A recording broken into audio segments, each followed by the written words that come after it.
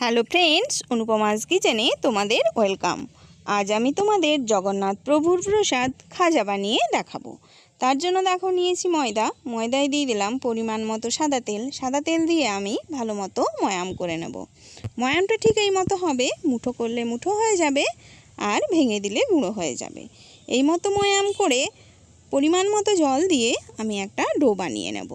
আমার রেসিপিটি যদি তোমাদের ভালো লাগে, ইউটিউব চ্যানেল থেকে দেখলে চ্যানেলটিকে অবশ্যই সাবস্ক্রাইব করে দিও, ফেসবুক পেজ থেকে দেখলে পেজটি ফলো করে দিও। অপরদিকে একটা চিনির সিরাপ বানাবো, তার জন্য নিয়ে নিলাম 2 কাপ চিনি। 2 কাপ চিনির জন্য আমি এখানে দেব 1.5 কাপ জল।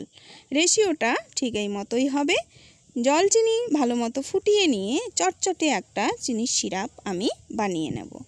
চিনির সিরাপের মধ্যে দিয়ে দেব থেতো করা এলাচ। অপরদিকে একটা বাটি নিয়ে নিলাম, বাটিতে নিয়ে নিলাম একটুখানি ময়দা আর দেব সাদা তেল। ময়দা সাদা তেলের একটা মিশ্রণ বানিয়ে নেব।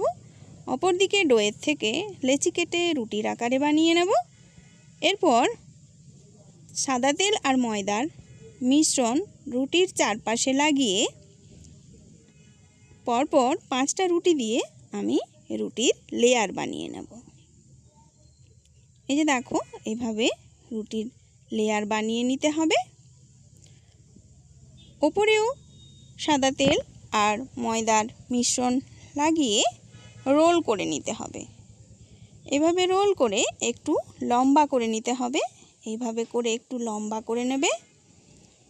লম্বা করে নিয়ে খাজাগুলো কেটে নিতে হবে। এই খাজাগুলো খেতে হয় অপূর্ব। আমি এখানে সাদা তেল দিয়ে বানাচ্ছি, তোমরা ঘি দিয়ে বানাবে। ঘি দিয়ে বানালে বেশি টেস্ট হয়। এই যে দেখো, লেয়ারগুলো সুন্দর বোঝা যায় আর খেতেও হয় খুব ক্রাঞ্চি। এই যে ছোট ছোট কেটে আমি আবারও লম্বা করে বেলে নিলাম। এভাবে রেডি করে নিয়ে আমি খাজাগুলো ভাজবো। তার জন্য কড়াইতে দিয়ে দিলাম সাদা তেল। সাদা তেল হালকা গরম করে খাজাগুলো দিয়ে দেব আর লো আঁচে খাজাগুলো ভাজবো। লো আঁচে খাজাগুলো উল্টে পাল্টে ভেজে তুলে নিতে হবে। এরপর খাজা আর চিনির সিরাপ দুটোই কিন্তু একদম ঠান্ডা করে খাজাগুলো চিনির সিরাপে দিয়ে বেশিক্ষণ না রেখে দিয়েই এপিটোপিট চিনির সিরাপ লাগিয়ে তুলে সার্ভ করে দিলেই রেডি হয়ে যায় খাজা।